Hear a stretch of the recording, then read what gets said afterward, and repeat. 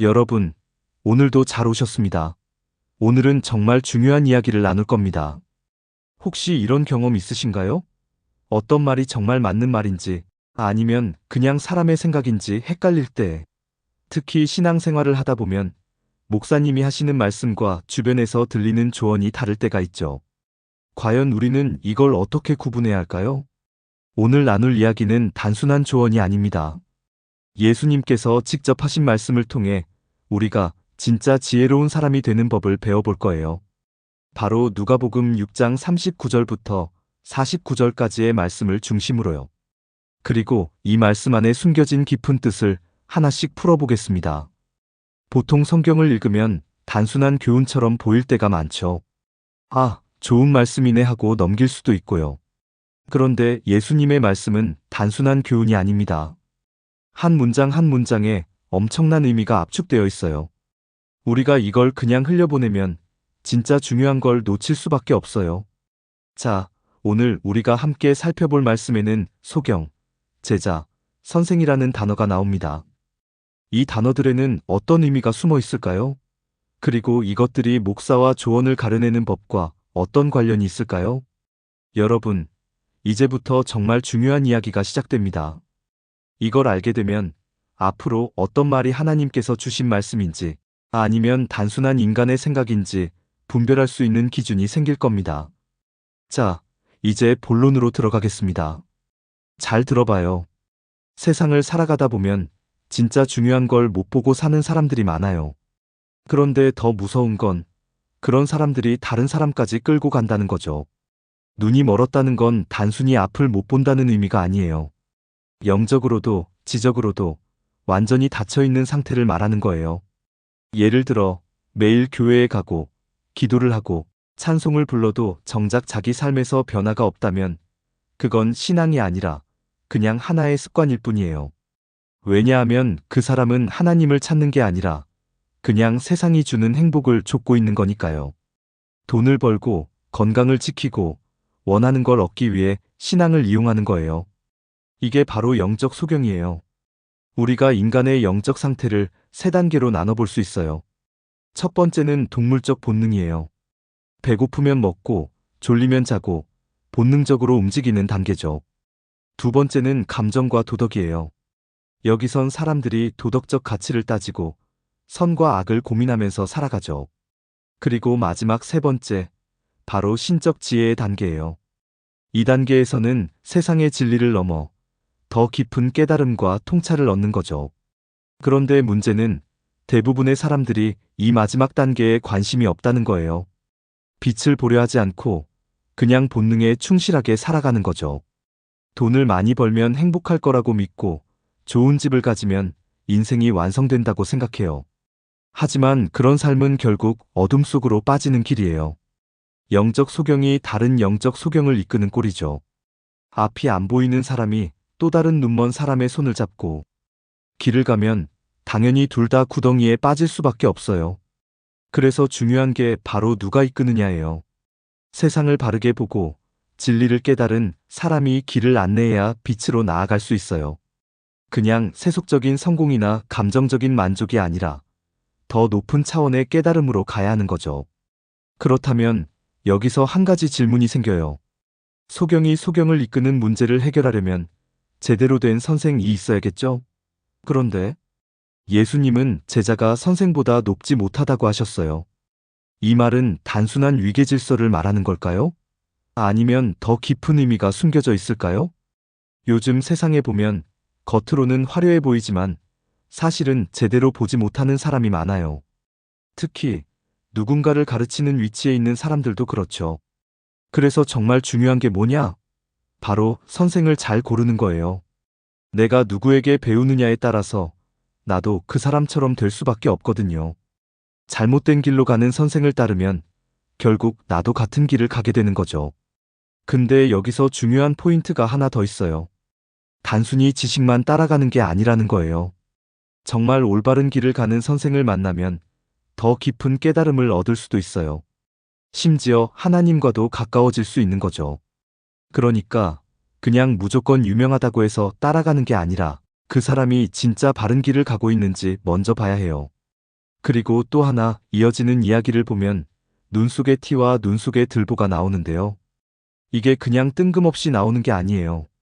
앞에서 말한 소경, 제자, 선생의 이야기와 다 연결돼 있어요. 그러면 이게 도대체 어떤 의미를 가지고 있는 걸까요? 이 부분이 진짜 핵심인데요.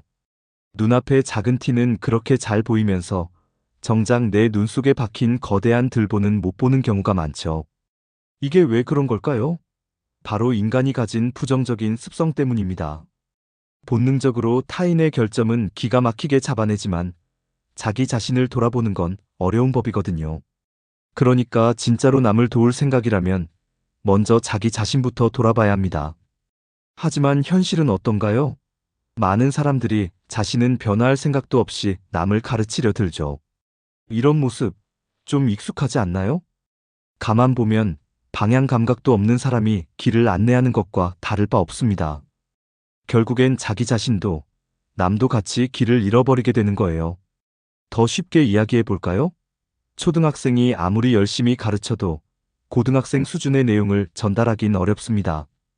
마찬가지로 본능적인 욕구에만 머물러 있는 사람이 아무리 가르쳐봤자 깊은 지혜를 전달하긴 힘들겠죠. 오히려 상대를 자기 수준으로 끌어내릴 가능성이 훨씬 높습니다. 그렇다면 어떻게 해야 할까요? 이 문제를 해결하는 방법이 궁금하지 않으세요? 이제 본격적으로 들어가 보겠습니다. 솔직히 이 이야기는 남 얘기가 아니에요. 나한테도 너무 무서운 이야기예요. 왜냐하면 생각해보면 내가 과연 남한테 뭘 가르칠 자격이 있을까 싶거든요. 나도 아직 한참 부족한데 괜히 아는 척하다가 오히려 남한테 방해가 되는 건 아닐까? 이런 고민 여러분도 해본 적 있죠? 그렇다면 대체 어떻게 해야 할까요? 여기에 대한 답을 예수님께서 직접 말씀하셨어요. 바로 나무와 열매의 비유예요. 좋은 나무는 선한 에너지를 가진 사람을 뜻하고 나쁜 나무는 부정적인 에너지를 품고 있는 사람이에요. 결국 사람이 어떤 내면을 가지고 있느냐에 따라 행동과 말이 결정된다는 거죠. 여기서 중요한 게 있어요. 우리는 말과 행동을 바꾸려고 노력하잖아요. 그런데 문제는 그게 아니라 그 말과 행동이 어디서 나오는가예요. 쉽게 말하면 내면에 쌓인 에너지가 선하면 자연스럽게 좋은 말과 행동이 나오고 부정적인 에너지가 많으면 결국 안 좋은 말과 행동이 나오게 된다는 거예요. 그렇다면 선한 영적 에너지를 키우려면 어떻게 해야 할까요? 이게 진짜 핵심이에요. 그냥 착하게 살면 되는 걸까요? 아니면 뭔가 특별한 방법이 있을까요? 이 부분을 예수님께서 아주 명확하게 가르쳐 주셨는데요. 바로 이어서 살펴보겠습니다. 진짜 중요한 거 하나 알려드릴까요? 그냥 겉으로만 열심히 믿는 척한다고 해서 선한 에너지가 생기는 게 아니에요. 아무리 주여 주여 외치고 교회에서 활동을 열심히 해도 정작 중요한 걸 실천하지 않으면 아무 소용이 없어요. 선한 영적 에너지는 어디서 나올까요? 바로 하나님과 예수님의 말씀을 실천하는 데서 나와요. 그럼 어떻게 실천하느냐? 방법은 간단해요. 성경 말씀을 가까이 두고 꾸준히 묵상하고 기도하는 거예요. 그러다 보면 신기하게도 내 생각과 말, 행동이 자연스럽게 바뀌기 시작해요. 막 억지로 애쓰지 않아도 돼요.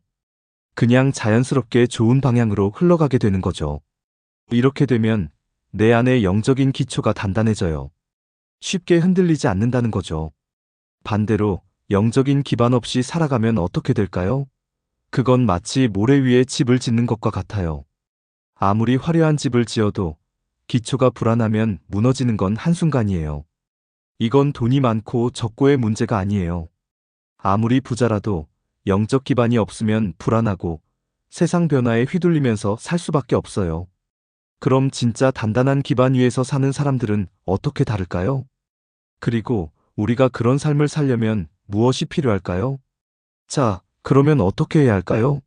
답은 간단합니다. 먼저 내 눈 속의 들보부터 제거해야 합니다.